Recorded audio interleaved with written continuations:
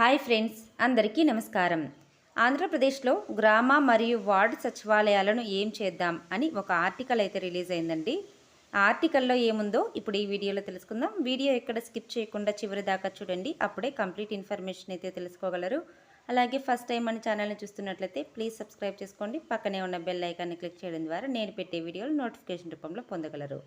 ఇక వివరాల్లోకి వెళ్తే, ప్రజలకు ప్రభుత్వ సేవలను ఇంటి ముంగిటికి అందించాలనే లక్ష్యంతో తీసుకొచ్చిన సచివాలయాలు, వాలంటీర్ వ్యవస్థ అంతగా ప్రజాదరణ పొందలేకపోయామన్న ఆరోపణలు వెల్లువెత్తుతున్నాయి.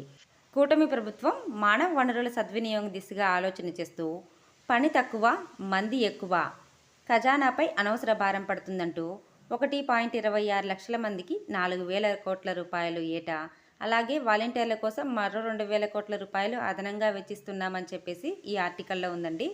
వైసీపీ సర్కార్ అడ్డగోలుగా సచివాలయ ఉద్యోగులను నియమించడం, పార్టీ కార్యకర్తలను వాలంటీర్లుగా నియమించి పని లేకుండానే జీతభత్యాలు ఇవ్వడంతో ఏటా ప్రభుత్వ ఖజానాపై భారం పడుతుంది. సిబ్బందేమో ఫుల్, అలాగే పనులేమో నిల్ అన్న ధోరణిలో గ్రామ వార్డు సచివాలయాలు ఉన్నాయి. గ్రామ పంచాయతీల్లో సేవలందించే ఈ వ్యవస్థలను పంచాయతీలకు సంబంధం లేకుండా చేయడంతో మరోవైపు గ్రామ పంచాయతీలు ఆదరణ కోల్పోతున్నాయి. పైగా వైసీపీ సర్కార్ హయాంలో గ్రామ పంచాయతీలకు నిధులు ఇవ్వకుండా నిర్వీర్యం చేయడంతో సర్పంచులు ఉత్సవ విగ్రహాల్లా తయారయ్యారు.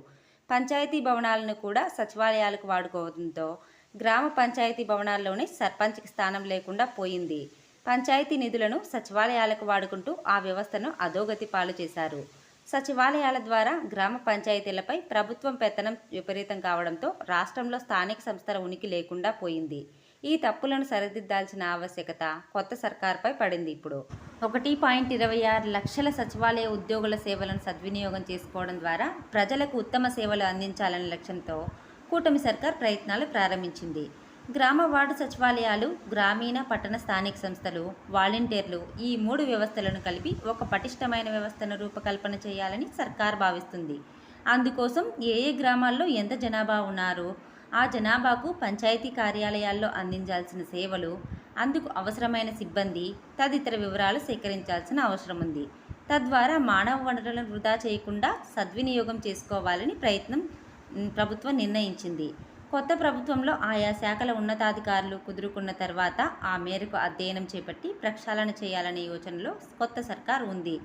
గ్రామ వార్డు సచివాలయాల్లో పనిచేస్తున్న ఎంప్లాయీస్కే 1.26 లక్షల మందికి ఏటా 4,000 కోట్లు జీతాల రూపంలో చెల్లిస్తున్నారు. వీరు కాక 2.5 లక్షల మంది వాలంటీర్స్ కూడా వాళ్ళకి 400 కోట్లు అయితే మొత్తాన్ని మన ప్రభుత్వం అయితే వెచ్చిస్తుందండి వాళ్ళ జీతాలకి. వైసీపీ ప్రభుత్వంలో ఎక్కువగా నగదు బదిలీల పథకాల కోసమే వారిని ఉపయోగించుకున్నారు. జగన్ ఇచ్చామని చెప్పుకున్న 2.5 లక్షల కోట్ల నగదు బదిలీ పంపిణీ కోసమే వారు పనిచేశారు.